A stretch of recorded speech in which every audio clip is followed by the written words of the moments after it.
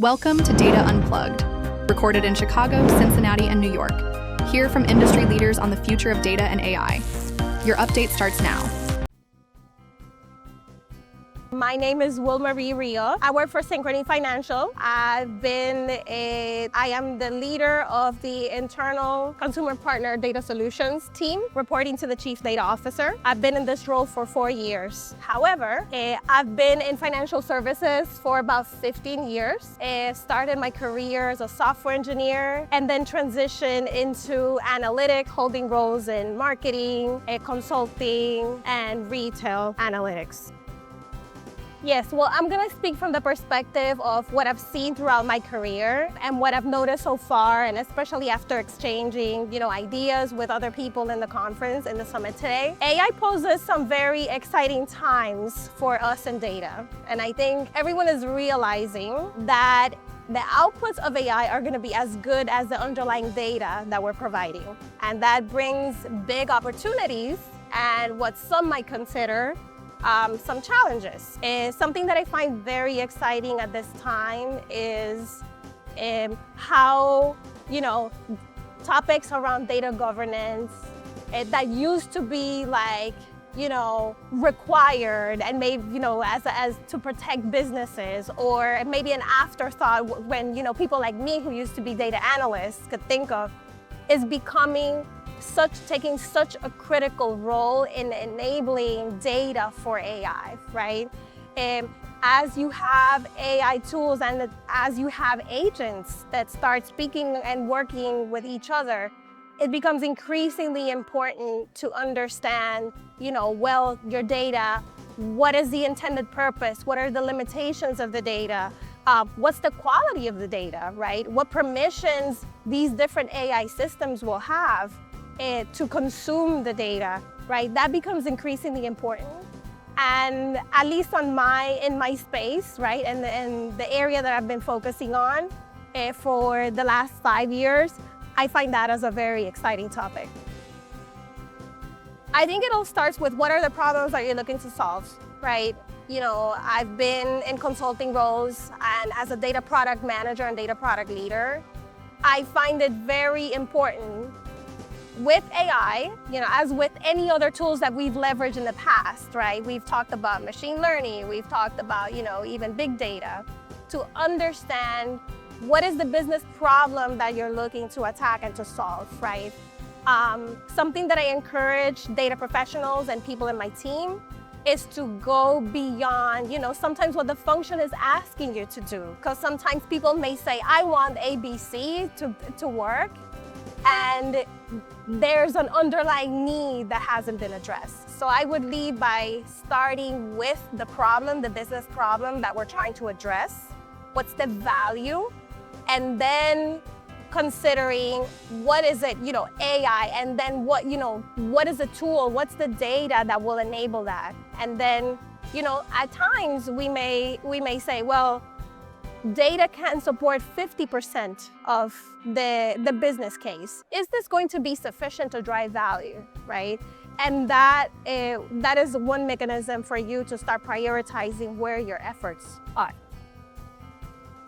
So one of the areas that I'm very passionate about in the data space is, I always learned that to be effective as a data analyst and as a data professional, I needed to really understand the business and understand the language. And someone earlier in the summit spoke about you need to speak 3 dialects: business, technology, and data, right? And I think where we are today is just it's just a realization of how, critical it is, If there's a time for us to be knowledgeable of all 3, it is now. I see that in being increasingly important. I think there's also, and with that said, it takes more of the front seat, because it puts the case of, like I mentioned earlier, you can't have good AI and good results if you don't have good data. But then it's also part of having good data is also having good context. And now that's part of what of a data leader's role, being able to liaise, being able to find those opportunities and work with different parts of the business to identify and also to work to find the risks, right? People speak about AI, we want to get business value, but there's big responsibility when we leverage AI. And it's important that we understand what risk that tool is posing to the business. So certainly a big effort for data leaders to work cross-functionally to drive out. It has to be part of it. It has to, because the difference that we have is, so up until now, we've been relying primarily on a person that is trained and to understand what data they have access to, right? My trajectory as a data analyst, I've spent significant amount of my time doing data discovery, understanding what's accessible, what's permissible, what are the limitations of the data, doing analyses on quality. Now, if we want to build agents, it's increasingly important, it's critical that we set up those mechanisms so that there's autonomy for them to not choose data they shouldn't have access to, right? That we're granting the right permissions, right? If we're delegating someone to, be an agent, to be the travel agent, right? We're not only expecting them to recommend, what should be my itinerary, but we're expecting them to find the hotels and the airplane tickets and potentially make the purchases on behalf of the humans, right? So there's a whole layer of what access, what data, what permissions are there, and all of that is, it's governance. Also, it's risk management and security. There's a lot of information thrown at them.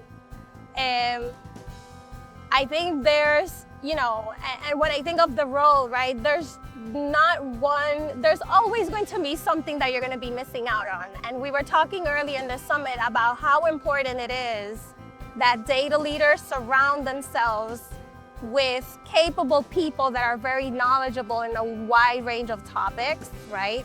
That can help bring that knowledge together, right? So there's a big human element of building, if you're a data leader, building the right team, building a diverse team that is going to complement those skills, because there's just going to be too much information and too many tools out there.